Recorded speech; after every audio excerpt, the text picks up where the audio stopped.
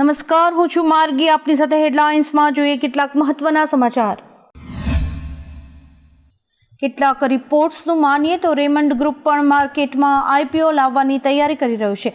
Raymond ગ્રુપનો આ પ્રસ્તાવિત IPO Raymond lifestyle લિમિટેડનો હોઈ શકે છે. એવું કહેવામાં આવી રહ્યું છે કે કંપનીએ આઈપીઓ માટેની તૈયારીઓ ઝડપી કરી દીધી છે. ઈટીના એક રિપોર્ટમાં દાવો કરવામાં આવ્યો છે કે રેમન્ડ લાઇફસ્ટાઇલ આવતા મહિને શેરબજારમાં લિસ્ટ થઈ શકે છે.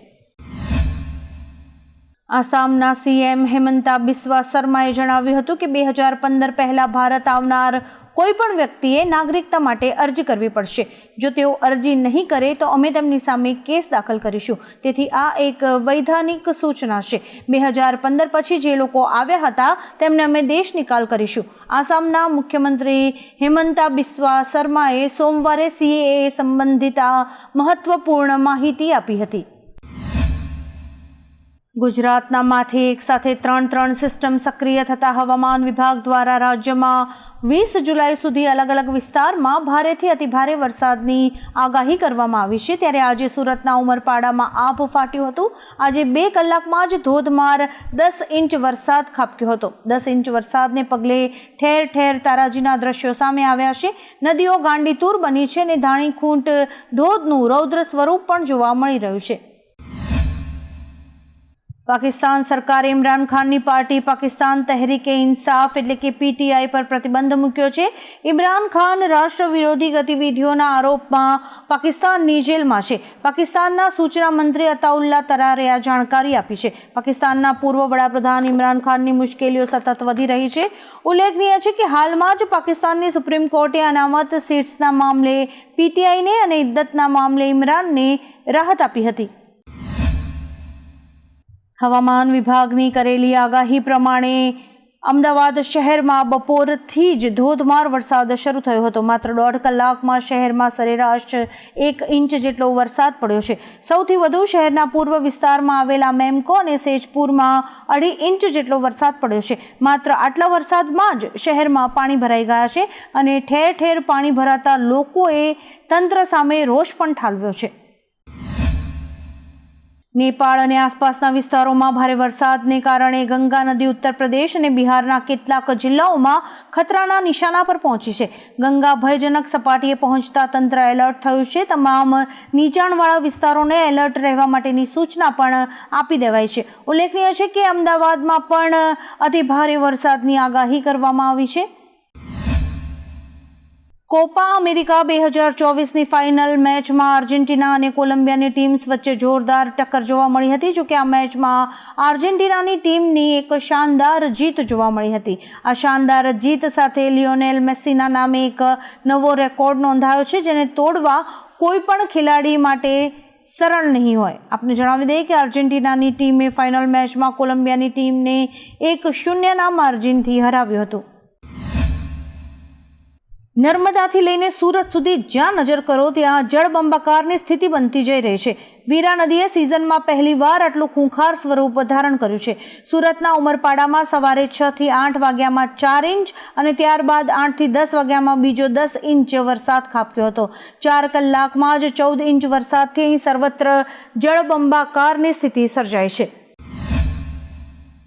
આગામી 48 કલાક દક્ષિણ ગુજરાત માટે ભારે છે. જી હા, હવામાન નિષ્ણાત અંબાલાલ પટેલે જણાવ્યું હતું કે દક્ષિણ ગુજરાત સહિત ધોધમાર વરસાદ ખાબકશે. આ ઉપરાંત પૂર જેવી પરિસ્થિતિનું નિર્માણ પણ થઈ શકે છે. અમદાવાદના લાંભા, નારોલ, સરખેજ, બાવળા સહિતના વિસ્તારોમાં પણ ભારેથી અતિભારે વરસાદ પડી શકે છે. તેમજ સૌરાષ્ટ્રના અમુક વિસ્તારોમાં પણ ભારે વરસાદની શક્યતા રહેલી છે.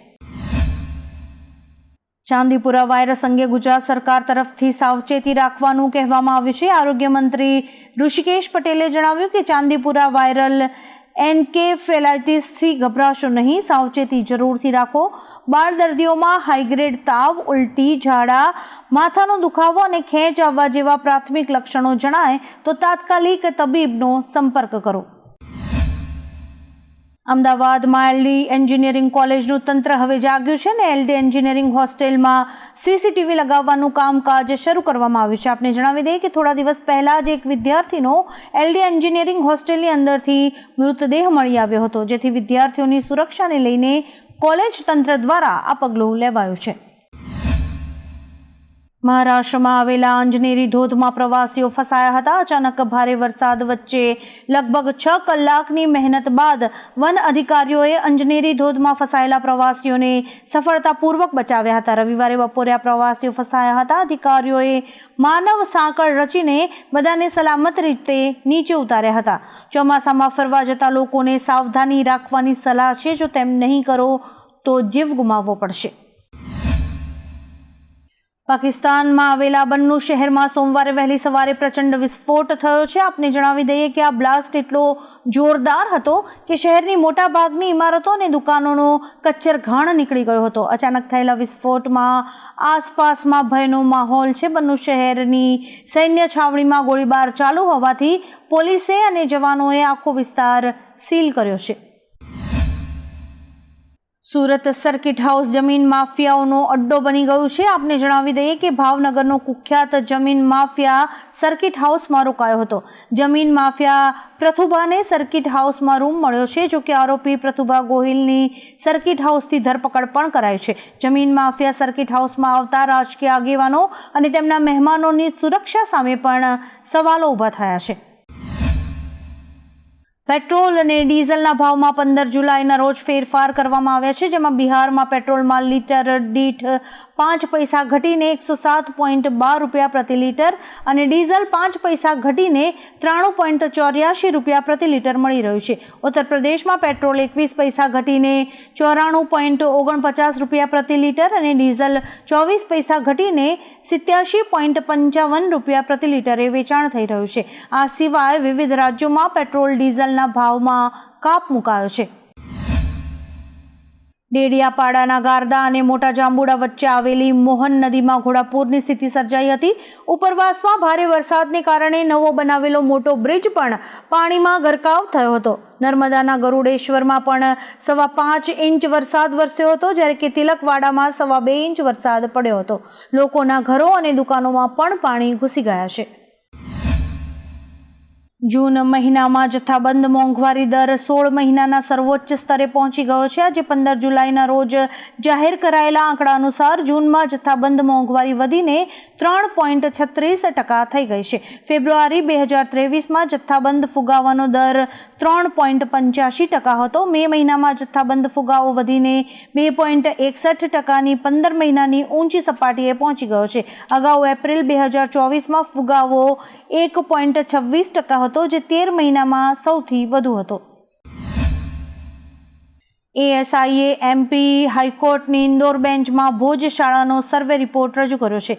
ભારતીય પુરાતત્વ સર્વેક્ષણ દ્વારા ખોદકામ દરમિયાન દેવી દેવતાઓના 37 શિલ્પો મળી આવ્યા છે, જે સ્થળને નોંધપાત્ર ઐતિહાસિક મહત્વ આપે છે. જણાવી દઈએ કે એએસઆઈએ ખૂબ જ કાળજીપૂર્વક રિપોર્ટ તૈયાર કર્યા છે. રિપોર્ટને આધારે હાઈકોર્ટમાં કેસની સુનાવણી થવાની છે.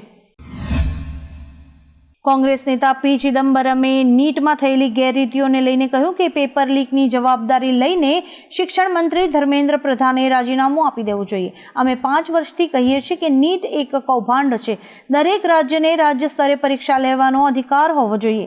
ઘણા લોકો આ પરીક્ષા પ્રણાલી સાથે જોડાયેલા છે, જેઓ તેની સાથે છેડછાડ કરી શકે છે. આવી સ્થિતિમાં સરકારે હવે આટલા મોટા પાયા પર પરીક્ષાઓ ન યોજવી જોઈએ.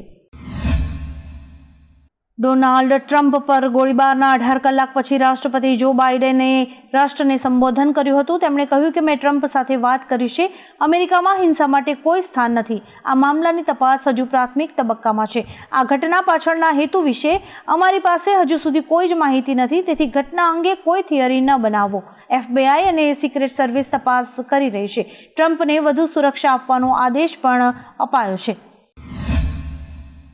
હવામાન વિભાગ દ્વારા આજે રાજ્યના 15 જિલ્લાઓમાં વરસાદનું ઓરેન્જ એલર્ટ આપવામાં આવ્યું છે. ખાસ કરીને દક્ષિણ ગુજરાત અને સૌરાષ્ટ્રમાં મધ્યમથી ભારે વરસાદ પડવાની શક્યતા છે, તો અમદાવાદ અને ગાંધીનગરમાં પણ મેઘો મંડાશે તેવી વકી છે. આ સિવાય આગામી 5 દિવસ એટલે કે 20 જુલાઈ સુધી રાજ્યમાં સારા વરસાદની આગાહી કરવામાં આવી છે. ગુજરાતમાં એક સાથે 3 સિસ્ટમ સક્રિય થઈ છે.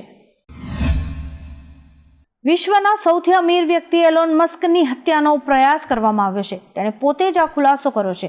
ટ્રમ્પ પર ફાયરિંગ કર્યા બાદ સોશિયલ મીડિયા પર એક યુઝરે મસ્કની સુરક્ષા અંગે ચિંતા વ્યક્ત કરી હતી. આના પર મસ્કે કહ્યું કે આવનારો સમય ખતરનાક હશે. છેલ્લા 8 મહિનામાં અલગ અલગ જગ્યાએ મારી હત્યાના 2 પ્રયાસો થયા હતા. ટેક્સાસમાં ટેસ્લા હેડક્વાર્ટરથી 20 મિનિટ દૂર આરોપીઓની બંદૂક સાથે ધરપકડ પણ કરાઈ હતી. ક્રિકેટર હરભજન સિંહે પાકિસ્તાની ટીવી ચેનલ પર એક શો દરમિયાન પોતાનો ગુસ્સો ઠાલવતા કહ્યું હતું કે ભારત આવતા વર્ષે ચેમ્પિયન્સ ટ્રોફી માટે પોતાની ટીમને પાકિસ્તાન નહીં મોકલે, કારણ કે અમારા ખેલાડીઓ પાકિસ્તાનમાં સુરક્ષિત નથી. જો તમારે રમવું હોય તો રમો. પાકિસ્તાન વિના પણ ભારતીય ક્રિકેટ ટકી શકે છે અને પ્રગતિ કરી શકે છે. હરભજન સિંહનું આ નિવેદન હવે સોશિયલ મીડિયા પર વાયરલ થઈ રહ્યું છે. આવા જ કેટલાક રસપ્રદ સમાચારો નિહાળવા માટે અમારી YouTube ચેનલને લાઇક, શેર અને સબસ્ક્રાઇબ કરો અને જોતા રહો હેડલાઇન્સ.